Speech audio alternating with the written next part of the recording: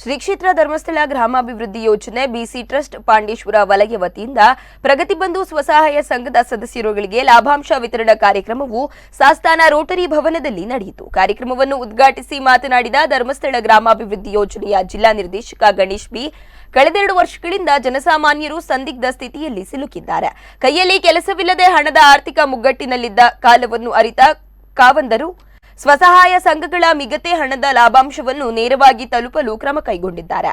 ಗ್ರಾಮಾಭಿವೃದ್ಧಿ ಯೋಜನೆ ಸದಾಕಾಲ ಮಹಿಳೆಯ ಅಭಿವೃದ್ಧಿಯ ಬಗ್ಗೆ ಚಿಂತಿಸುತ್ತದೆ. ಈ ದಿಸೆಯಲ್ಲಿ ಸ್ವಾವಲಂಬಿ ಬದುಕಿಗೆ ಮುನ್ನುಡಿ ಬರೆದಿದೆ ಎಂದರು.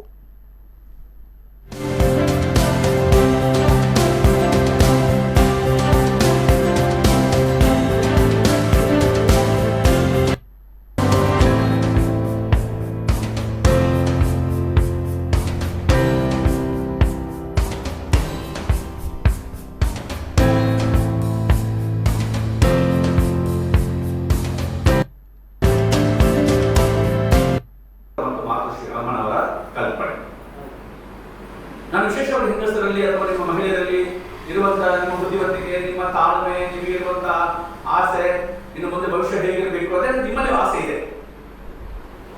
ಒಂದು ಉದಾಹರಣೆ ಮಾತ್ರ ನಾನು ನಿಮಗೆ ವಿಶೇಷವಾಗಿ ಕೊಡಲಿಕ್ಕೆ ಇಷ್ಟಪಡ್ತೇನೆ.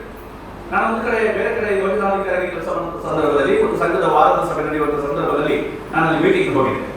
ಮೀಟಿಂಗ್ ಹೋಗಿ ಮಹಿಳೆಯರಲ್ಲಿ 10 ಜನ ಕೂತ್ಕೊಂಡು ಮೀಟಿಂಗ್ ಮಾಡ್ತಾ ಇದ್ರು.